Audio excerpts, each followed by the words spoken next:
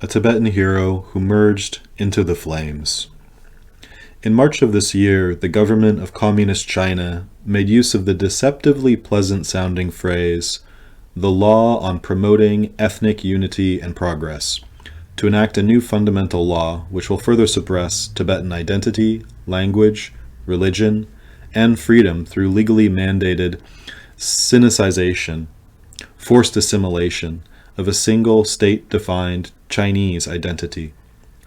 Alarmingly, the law could extend beyond China's borders with embedded, quote-unquote, extraterritorial reach, targeting those who are accused of undermining ethnic unity, quote-unquote, promoting separatism, quote-unquote, or challenging China's sovereignty, quote-unquote, claims, harboring the malicious policy of erasing and eventually transforming the Tibetan language into Chinese and the Tibetan people into Chinese.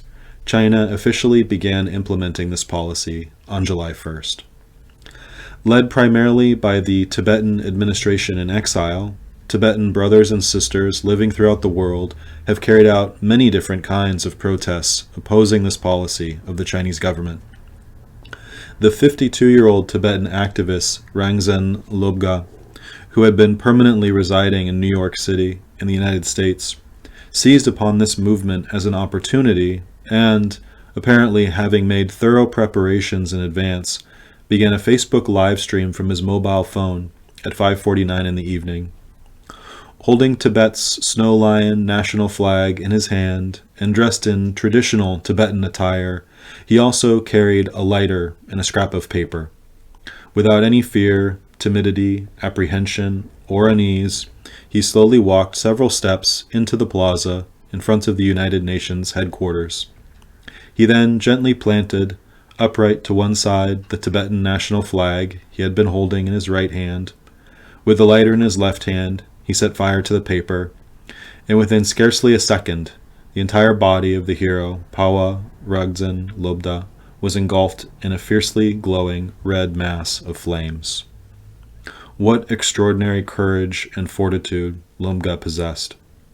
While the fire was violently burning his entire body, far from writhing or leaping about, he remained standing in the midst of the flames, a dark and motionless figure, without so much as moving his body.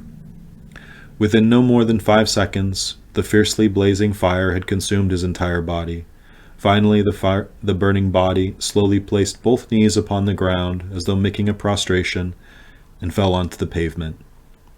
Judging from the manner in which he fell, one may surmise that he had not only poured a large quantity of gasoline over his entire body, but had also swallowed some of it.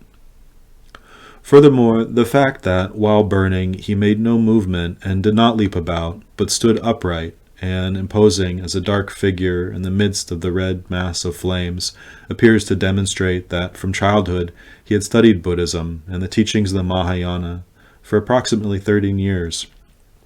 Not only was he utterly unafraid of death, but like a son joyfully returning to his father's home, he seems to have long prepared himself to face death without fear, by building within his mind the strong fortress of Buddhist teachings, such as impermanence and taking suffering onto the path. The time when the presence or absence of genuine Buddhist practice is weighed on the scales is the time of death. As a Tibetan proverb says, whether one possesses courage is known in battle, whether one possesses the Dharma is known at the time of death. With your passing, one person has been lost from among the 7 million Tibetans. For us, as a people, with such a scarcely populated nation, this is an exceedingly great loss. An even greater loss is this. Rangzhen Lobga was someone who struggled solely for complete Tibetan independence. While alive, his only thought was that Tibet should attain freedom, and his only work was for the cause of Tibet. Brave hero, you are worth more than hundreds of ordinary Tibetans. That you have now been parted from us forever is an immense loss.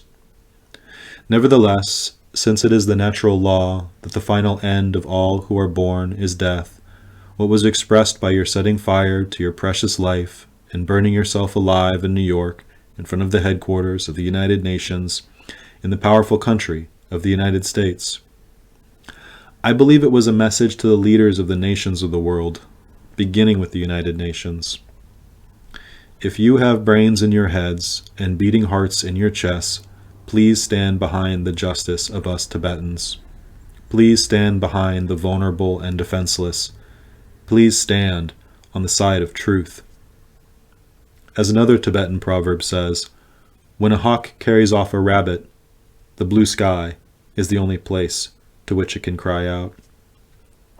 In the same way, although more than 70 years have passed since the government of Communist China forcibly occupied the powerless and vulnerable Tibetan people, the United Nations has never spoken even slightly about the Tibetan cause, because of the pressure exerted by China's strength, its power, and its influence.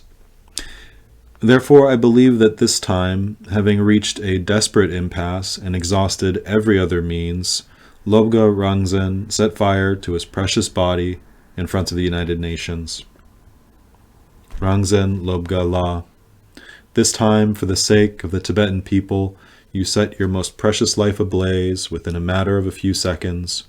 When I think of how your upper garments were burned away until nothing remained but charred remnants, and of how you alone departed in utter solitude, it was a sacrifice too painful for the heart to contemplate, and beyond the power of words to express.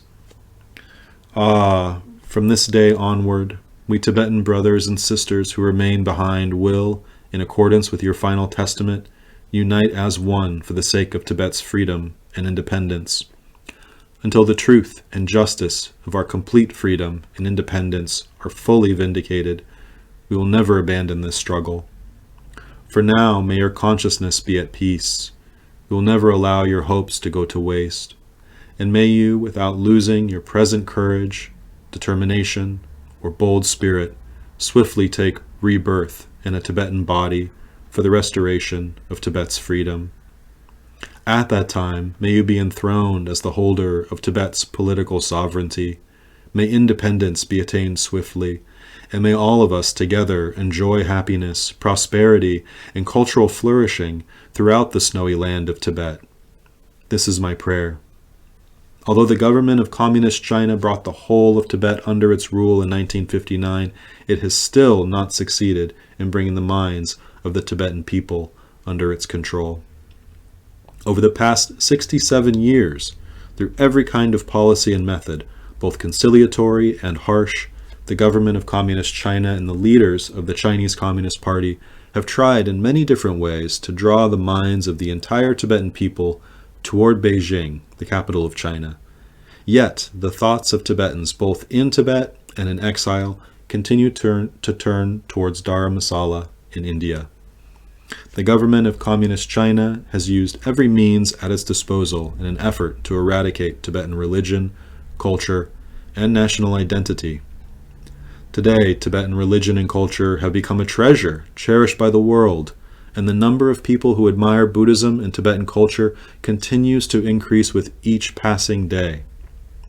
No matter how the government of Communist China has used deception, lies, and every kind of trickery against Tibetans, trying by every possible means to turn the land of Tibet into Chinese territory and the Tibetan people into Chinese, truth can never be defeated. In this 21st century, an age of knowledge, intelligence, science, and technology, the people of the world have come to recognize clearly what is true and what is false. The lies of the government of Communist China have now been exposed, leaving it humiliated and ashamed. Nevertheless, some leaders of the Chinese Communist Party still cling with a death grip to nothing but their own political power, authority, and positions. Like a person falling from a precipice and desperately grasping at the branch of a tree, they have reached a state of utter desperation, yet continue to employ every means at their disposal to forcibly assimilate the Tibetan people into China. Even so, I possess firm confidence and conviction that, before long, the sun of happiness and freedom will swiftly rise for us. As for how I came to know Rangzen Lobga, several years ago when I traveled to New York to visit my family, I was invited to lunch at the home of a Khampa family. One member of that family had been my traveling companion in 1998 when we had journeyed together on foot from Tibet to India through the Himalayan mountains. Rangzan Lobga La happened to be staying with that family at that time, and that was when I first became acquainted with him. In everyday life, he was frank and straightforward, easily contented and cheerful. He was also extremely fond of jokes, playfulness, dancing, and other amusements. Indeed, among Tibetans living in New York, there was probably scarcely anyone who did not know Rangzan Lobga. The reason was that whenever any kind of activity for the Tibetan cause was organized within the Tibetan community, he was always there. Rangzan Lobga La. You are the true hero who deserves to stand as a model of struggle for all Tibetans, both those living in Tibet and those living in exile. While you were alive, you were a good man of fine character who lived in harmony with everyone, and one worthy of serving as an example to all Tibetans. Now that you have departed, you have become a mighty hero capable of shaking up the whole world, and many tens of thousands of people are offering prayers for you. You are the true thunderous battle cry, as though our forefather, King of Tibet, Tsongtsen Gampo himself, had deliberately appeared, awakening the Tibetan people from their slumber and the struggle. You were not merely a man of words, but a true and valiant Khenpo hero who genuinely possessed devotion and love for the Tibetan people. Victory to Tibet. Victory to independence. Victory to Rangzan Lobga.